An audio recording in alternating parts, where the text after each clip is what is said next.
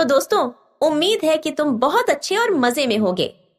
Video में आगे बढ़ने से पहले मैं कहना चाहूंगी कि अगर तुमने इससे पहले का एपिसोड अब तक चेकआउट नहीं किया है तो जाओ और जाकर पहले उसे देख लो, वरना यहाँ तुम्हें कुछ भी समझ नहीं आने वाला। और अगर देख लिया है तो बिना किसी देरी के वीडियो को शुरू करते हैं।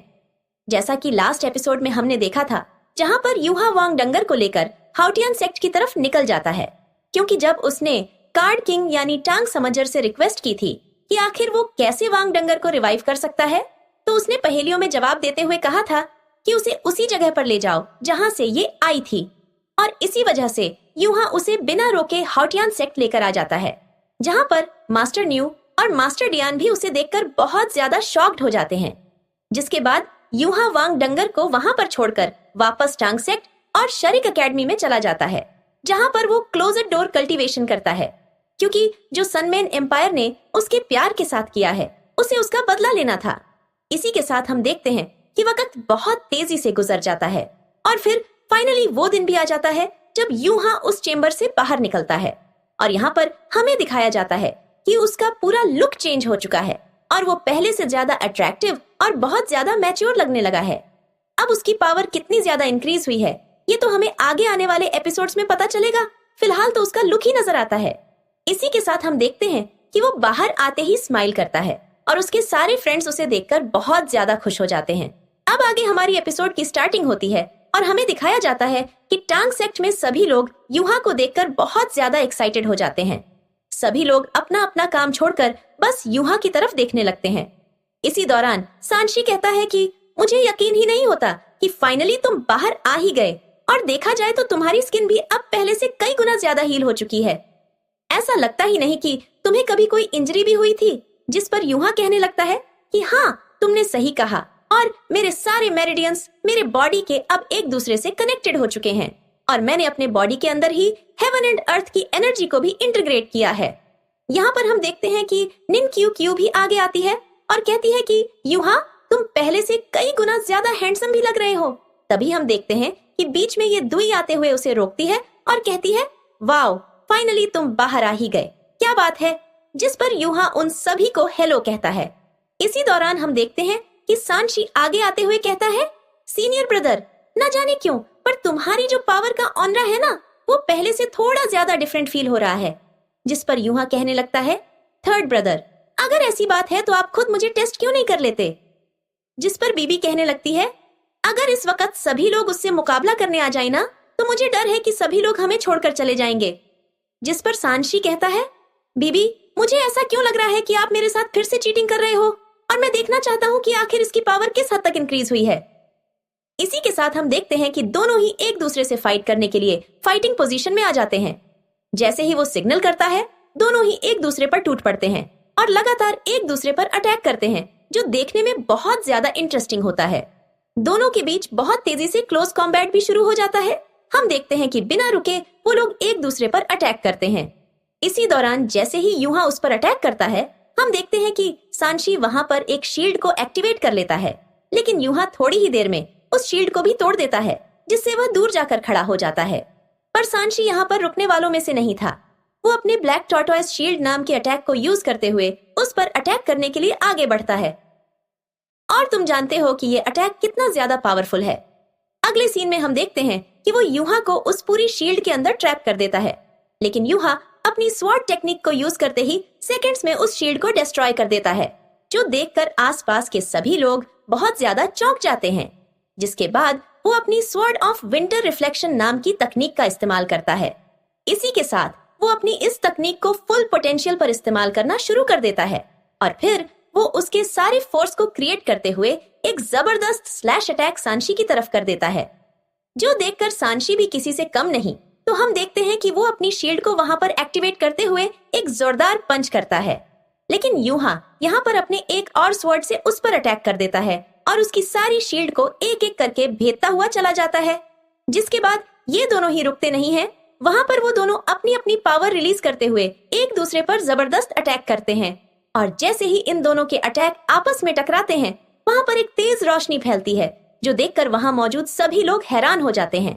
हम देखते हैं कि उनके पावर का ऑनरा इतना ज्यादा पावरफुल होता है कि वो दोनों ही एक एक कदम पीछे धकेले जाते हैं, जिसके बाद सांशी अपने उसी पावरफुल ड्रैगन को वहां पर समन कर लेता है। यहाँ पर हम देखते हैं कि यूहा हवा में होता है और अचानक से उसकी आंखों से आंसू बहना शुरू हो जाते हैं, जिसके बाद अपने होश में वांग डोंगर को याद करते हुए वहां पर सांशी भी अपने उसी स्पिरिचुअल बीस्ट के जरिए से एक जोरदार पंच अटैक यूहा की तरफ कर देता है। लेकिन यूहा भी अपने उसी ग्रैंड फिस्ट अटैक को उसकी तरफ कर देता है, जिसके बाद जैसे ही इन दोनों के ये मैसिव अटैक आपस में टकराते हैं, चारों तरफ धुआं छा जाता है। किसी को भी कुछ भी नजर नहीं आता और जैसे ही धुआं हटता है, हमें दिखाया जाता है कि यूहा का वो अटैक इतना ज्यादा मैसिव और पावरफुल होता है जिससे सांशी मैदान से बाहर बहुत दूर जाकर गिरता है और जो बैटल एरिना होता है उसका एक हिस्सा पूरी तरह से चरमरा रहा होता है, जिसके बाद बीबी और बाकी सभी को सांशी की फिक्र होती है और वो लोग उसकी तरफ तेजी से दौड़ने लगते हैं। यहाँ पर हमें दिखाया जाता है कि सांशी ने आखिरी पल में अपनी शील्ड को एक्टिवेट कर लिया था, वरना उसका काम तमाम हो जाता। और फिर बीबी उसकी तरफ अपना हाथ बढ़ाता है, जिसे पकड़ के वो खड़ा हो जाता है और कहता है कि मुझे खुद पर थोड़ा और काम करना होगा। इसी दौरान उसके दूसरे साथी कहते हैं कि हाँ, वो तो सही है, लेकिन जो शील्ड तुमने अभी एक्टिवेट किया था, लगता है कि उसकी पावर पहले से कई गुना ज्यादा इंप्रूव हो चुकी है। जिसमें बीबी यूहा से पूछता है कि क्या तुम ठीक हो, और वो हाँ में जवाब देता है। इसी के साथ वो कहता है कि चलो इस मैच को बाद में कंटिन्यू किया जाएगा। अब यहाँ पर तुम यूहा के इस छोटे से पावर के नमूने को देखकर तो समझ ही गए होंगे कि उसकी पावर कितनी ज्यादा इंक्रीज हो चुकी है। इसके साथ हमें थोड़ी देर बाद का सीन दिखाया जाता है, जहां पर सांशी यूहा से कहता है कि मैंने उम्मीद नहीं की थी कि ये जो तुमने मूव अभी यूज किया उसकी पावर कितनी ज्यादा मैसिव होगी, जो कि मेरी इमेजिनेशन के भी परे है। जिस पर यूहा कह रहा होता है कि मैंने इस पर काफी ज्यादा मेहनत की है, लेकिन मैंने इससे पहले कभी भी इसे टेस्ट नहीं किया, तो मुझे पता नहीं था कि इसकी पावर इतना ज्यादा इम्पैक्ट वाला होगा। मुझे लगता है कि मुझे इस पर थोड़ा और काम करना होगा। उसके कंधे पर हाथ रखते हुए वो उससे चीयर करते हुए कहता है, क्या आप कैसी बात कर रहे हो?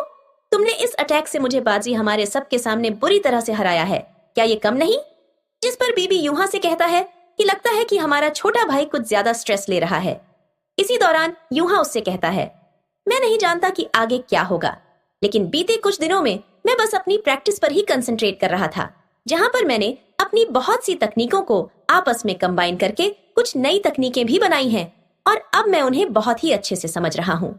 और फिर वो आगे बताने लगता है कि जब मैं प्रैक्टिस कर रहा था तो उसी दौरान मैंने इस मूव को बस 3 बार ही अब तक प्रैक्टिस कर पाया, एक पंच, एक स्वर्ड और लास्ट ग्रैंड विंटर पाम।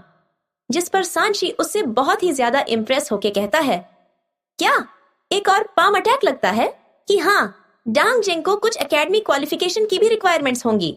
जिस पर यूहा कहने लगता है कि हाँ, बात तो सही है, पर अगर मैं अपनी बात करूं तो मेरी कल्टीवेशन अभी भी इतनी ज्यादा हाई नहीं है।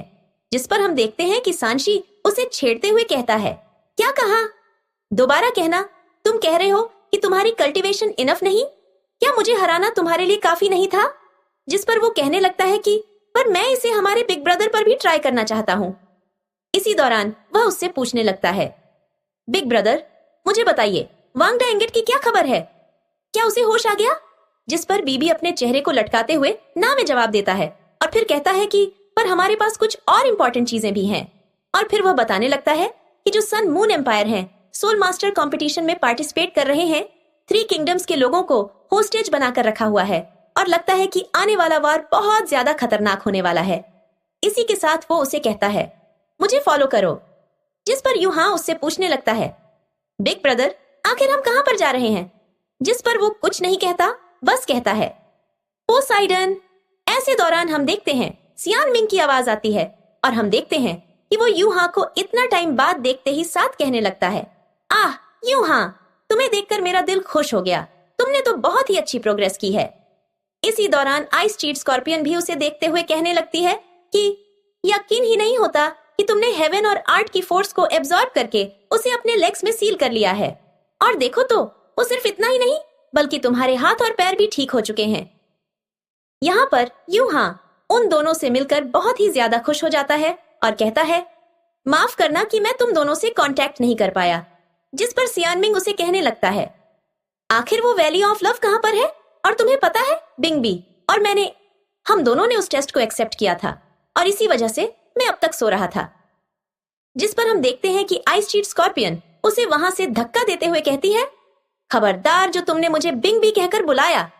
जिसके बाद वो यूहा से कहती है, यूहा, मुझे लगता है कि तुम्हारी जो सोल पावर है वो पोर्टल लेवल तक पहुंच चुकी है और शायद इसीलिए अब तुम्हें एक और नई सोल रिंग की जरूरत होगी।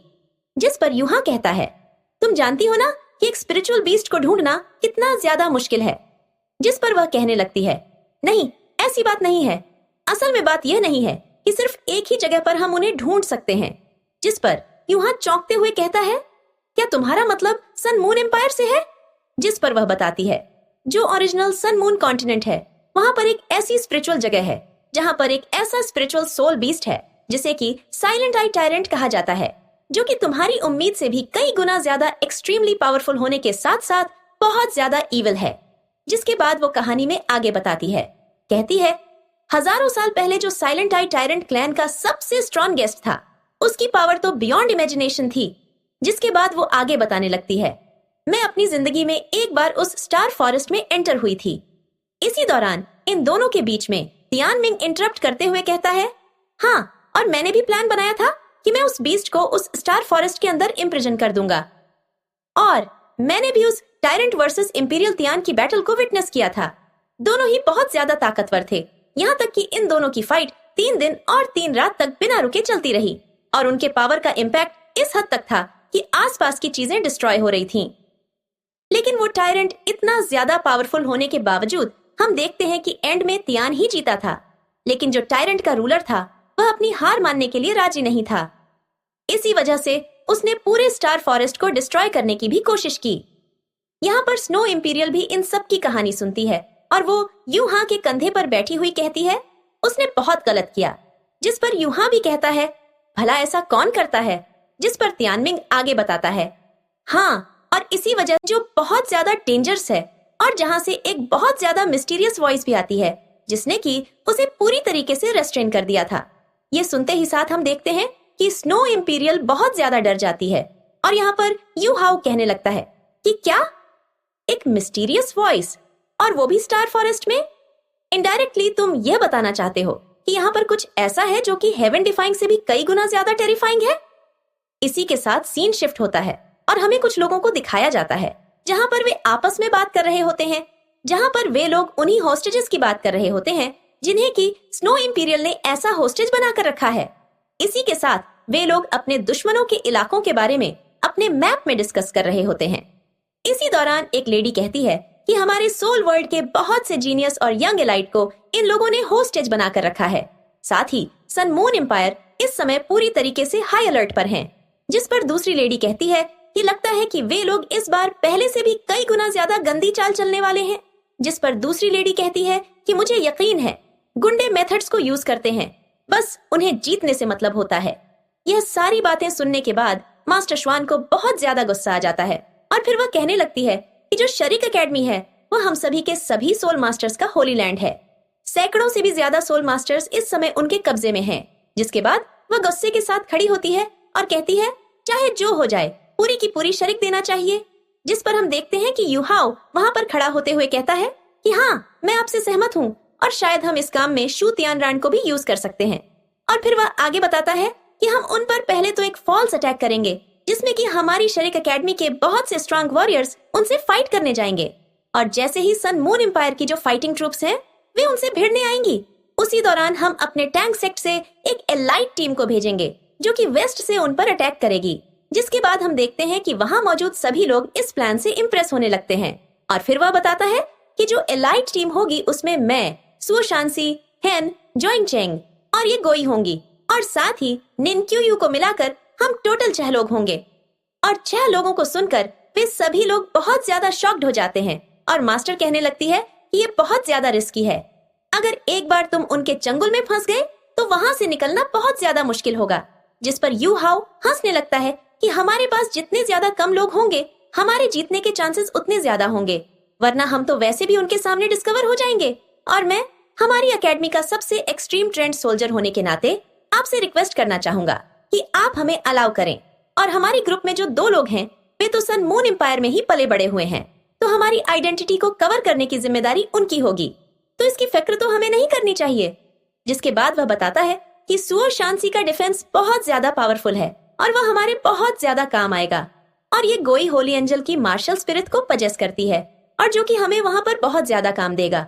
और रही बात निनक्यू यू की, तो वह इकलौती ऐसी होस्टेज है जो कि वहां से निकलने में कामयाब हो पाई और वह वहां की सिचुएशन से बहुत ही अच्छे से वाकिफ है, तो वह भी हमारे बहुत ही ज्यादा काम आएगी। और जैसे मैंने अब तक पूरी प्लानिंग की है तो उसके अकॉर्डिंग हम 6 ही काफी होंगे इस काम को अंजाम देने के लिए। यहाँ पर यू हाउ को इतना ज्यादा कॉन्फिडेंस होता हुआ देखकर मास्टर भी एट द एंड इससे कन्विंस हो जाती है और कहती है कि चलो फिर ठीक है, हम लोग यू हाउ के प्लान को ही फॉलो करेंगे। जिसके नेक्स्ट सीन में हम देखते हैं कि मास्टर श्वान सभी से कहने लगती है कि इस बार जो यू हाउ ने प्लान बनाया है, अगर उसके अकॉर्डिंग सब कुछ होता है तो हमारे लिए यह बहुत बड़ी जीत होगी। लेकिन यू हाउ, मैं तुम्हें एक बात याद दिला दूं, वहाँ की सिचुएशन बहुत ज्यादा डेंजरस है, इसलिए मैं उम्मीद करता हूँ कि तुम सभी लोग वहाँ पर अपना ख्याल रखोगे और मैं यहाँ पर तुम सबके वापस और सही सलामत लौटने का इंतजार करूंगा। जिसके साथ ही वे फाइनली यू हाउ को अलाउ कर देते हैं। इसी के साथ हम देखते हैं कि जैसे ही यू हाउ वहाँ से बाहर आता है तभी पीछे से उसका मास्टर उसे आवाज देता है और मास्टर शू उसके पास आते हुए कहने लगते हैं कि यू हाउ, तुम जानते हो ना कि आने वाली चुनौती बहुत ज्यादा डेंजरस होने वाली है और जिस मिशन को तुम अंजाम देने जा रहे हो उसमें तुम्हारी जान भी जा सकती है और बहुत ज्यादा रिस्क है। लेकिन हम देखते हैं कि यू हाउ को अपने प्लान पर बहुत ज्यादा कॉन्फिडेंस होता है। वह उससे कहने लगता है, मास्टर शू, आप फिक्र मत कीजिए, मैं जानता हूँ कि मैं क्या कर रहा हूँ। जिस पर मास्टर शू से कहने लगते हैं, इसमें बहुत ज्यादा खतरा है, मैं जानता हूँ और इसीलिए मैं तुम्हें यह देना चाहता हूँ। शायद यह तुम्हारे किसी काम आ जाए, क्योंकि तुम जो भी करने जा रहे हो हमारा पूरा टांग सेट उससे जुड़ा हुआ है। इसी के साथ उसके बाकी सारे दोस्त भी वहां पर उसके पास आ जाते हैं और फिर बे उसे हक करते हुए कहता है, मेरे भाई, मैं उम्मीद करता हूँ कि तुम बिल्कुल सेफली वापस आओगे। क्यों? अभी तो मुझे तुमसे फाइट करके तुम्हारी स्किल्स को आजमाना है। इसी के साथ हम देखते हैं कि यू हाउ अपनी पूरी टीम के साथ सन मून एम्पायर में स्नीक इन करने के लिए निकल जाता है। जिसके बाद जैसा कि इन सभी ने प्लान किया था, वे उसके अकॉर्डिंग उसे फॉलो करते हुए अपने सफर की शुरुआत कर देते हैं। उधर दूसरी तरफ हमें सन मून एम्पायर का सीन दिखाया जाता है, जहां पर ये लोग भी पूरी तरह से वॉर के लिए प्रिपेयर हो रहे होते हैं। इसी दौरान हमें यू हाउ को दिखाया जाता है, जहां पर वह वांग डोंगर को याद करते हुए कहता है, मैं उम्मीद करता हूँ कि तुम अपनी आंखें खोल लोगी जब मैं यहाँ पर वापस आऊंगा, क्योंकि तुम्हारा यू हाउ अब जिस मिशन के लिए निकल रहा है उसमें बहुत ज्यादा खतरा है, पर मुझे यकीन है कि हम इस काम में सक्सेस जरूर होंगे। इसी के साथ हम देखते हैं कि कई दिन और हफ्ते गुजर जाते हैं और साथ ही वे लोग सन मून एम्पायर के बहुत ज्यादा क्लोज आ जाते हैं। इसी दौरान मास्टर श्वान भी सबसे कहता है, चलो अब हमारे जाने का वक्त भी आ चुका है। इसी के साथ हमें यू हाउ को दिखाया जाता है, जहां पर वह सभी को बताता है, हमारी जो शिप है वह रियांगांग पोर्ट पर डॉक करेगी और जैसे ही तुम सभी लोग अपना कदम जमीन पर रखोगे तो हमारे मिशन की शुरुआत हो जाएगी और यहाँ पर मैं तुम सभी के एक्शंस को डायरेक्ट करूंगा। जिस पर हम देखते हैं कि सभी लोग एग्री कर जाते हैं। इसी के साथ हमें रात का सीन दिखाया जाता है, जहाँ पर हम कियान डाओ डाओ को देखते हैं, जो दुश्मन के हर एक चप्पे चप्पे पर नजर रखे हुए होता है और वह बताता है, हमारे दुश्मन ने अपने हर एक ठिकाने पर बहुत भारी भरकम तैनाती की है। यकीन ही होता है कि सन मून एम्पायर उतना ही यू हाउ की टीम के लिए आसान होगा।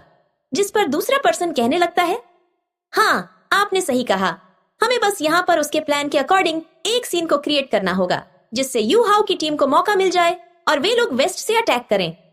इसी दौरान दूसरा मास्टर अपनी वॉच को देखते हुए कहता है, लगता है कि अब हमारे प्लान को अंजाम देने का समय आ गया है। इसी दौरान हम यू हाउ और उसकी टीम को देखते हैं, जहां पर वे लोग चारों तरफ फैल जाते हैं। जिसके बाद मास्टर श्वान कहता है, हम जो यहाँ पर झेल रहे हैं वह कुछ भी नहीं, क्योंकि उनकी जान सबसे ज्यादा खतरे में है। इसी के साथ वह फाइनली सभी से कहता है, प्लान को शुरू किया जाए। तो भाई, जिसके बाद हम देखते हैं कि सारे लोग वहां पर जितने भी थे वे सभी लोग अपनी अपनी डिवाइन वेपन को वहां पर बाहर निकाल लेते हैं। जिसके बाद फाइनली हम देखते हैं कि मास्टर श्वान अपने पावर के ऑरा को रिलीज करते हैं, जिससे पोर्ट के आसपास मौजूद सारे वेपन सब डिस्ट्रॉय हो जाते हैं। और जैसे ही पोर्ट के आसपास पिटने तो सोल्जर्स की नजर उन पर पड़ती है। सभी लोगों का फोकस उनकी तरफ डाइवर्ट हो जाता है और वे लोग तेजी से उनकी तरफ बढ़ने लगते हैं। वे लोग सभी के सभी अपने हाई ग्रेड और टॉप क्वालिटी के वेपन से उन पर अटैक करना शुरू कर देते हैं। यहाँ पर ताबड़तोड़ गोलाबारी इन सभी पर हो रही होती है, जिसका फायदा उठाते ही यू हाओ अपनी टीम से कहता है हम सभी को चारों तरफ फैल जाना है, और जिसके बाद सभी लोग फुल स्पीड के साथ सनराइज सिटी की तरफ बढ़ो। इसी के साथ हम देखते हैं कि वहाँ मौजूद सभी लोग चारों तरफ फैल जाते हैं और वे लोग फुल स्पीड के साथ सनराइज सिटी की तरफ बढ़ रहे होते हैं। इसी दौरान हम निन्क्यों को देखते हैं, जहाँ पर वह तेजी से आगे बढ़ती हुई अपने मन में कहती है मदर, हमारा इंतजार करना, हम सभी लोग यहाँ पर आ गए हैं आप सभी को रेस्क्यू करने, बस थोड़ा सा और, प्लीज हिम्मत मत हारना, आज हम सब मिलकर आपको यहाँ से बाकी सबके साथ रेस्क्यू जरूर करेंगे। इसी के साथ वह भी आगे बढ़ जाती है। तो यहाँ पर यही था। मैं उम्मीद हूँ कि तुम सबको आज की ये वीडियो बहुत ज्यादा पसंद आई होगी। अगर हाँ तो वीडियो को लाइक करना, चैनल पर नए हो तो सब्सक्राइब करना। तो मिलते हैं नेक्स्ट वीडियो में नेक्स्ट एपिसोड के साथ। तब तक के लिए बाय।